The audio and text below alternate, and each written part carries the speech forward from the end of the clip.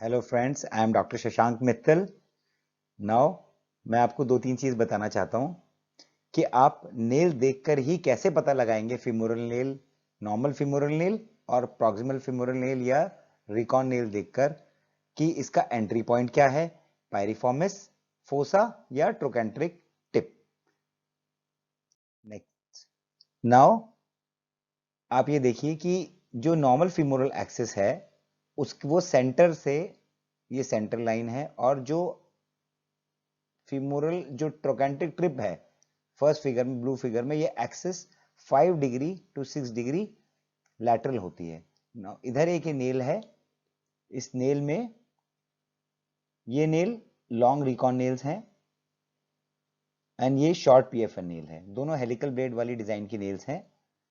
इनमें एक बेंड होता है जो आप ये देख सकते हैं, ये बेंड है, 6 डिग्री बेंड होता है हेलिकल ब्लेड पीएफएन और रिकॉन पीएफएन। ये की स्टडी हुई थी जापानीज फीमेल्स में, जो ये बताती है कि प्रॉक्सिमल फीमर का जो शेप है और जो इम्प्लांट्स है दोनों में कई बार डिस्क्रिपेंसी होती है, मिसमैचेस होते हैं, जिसकी वजह से सिस्टम फेल हो जाता है या स्ट्रेस पड़ते हैं फीमर। दिस इज जो रिकॉन नेल या पीएफएन होता है उसमें एक बेंड होता है लैटरल सरफेस पे। तो अगर जो लॉन्ग पीएफएन है 85 mm या 65 mm पे बेंड है, और ये 170 mm की जो नेल हम कॉमनली पीएफएन यूज करते हैं, इसमें 85 mm में बेंड है और ये 65 mm पे बेंड है। तो जब बेंड पॉइंट लो होता है तब लैटरल फीमोरल पे ये अबर्ट करती है नेल, लेकिन जब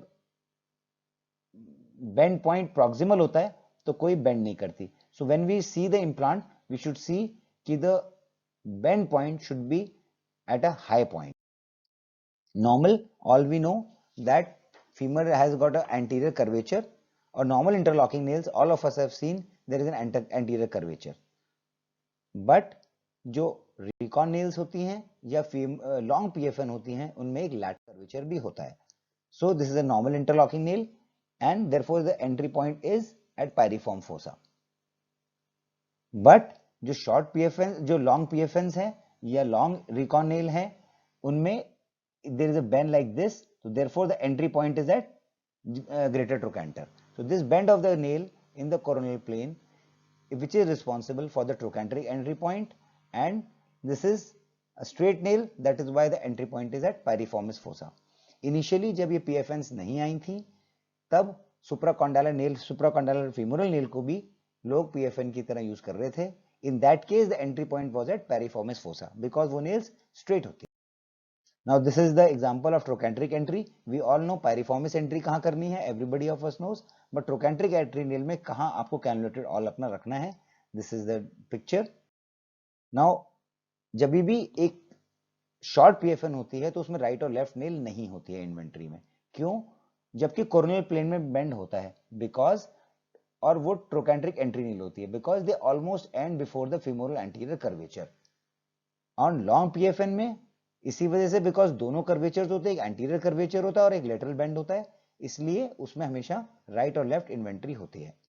सो the take home message is that अगर लैटरल बेंड भी है नेल में और एंटीरियर कर्वेचर तो फीमोरल नेल में है ही है, in that case entry point will be at the trochanteric tip, और अगर कोई लैटरल बेंड नहीं है तो the entry point is at piriformis fossa, and preferably the bend should be at around 65 mm from the trochanteric tip.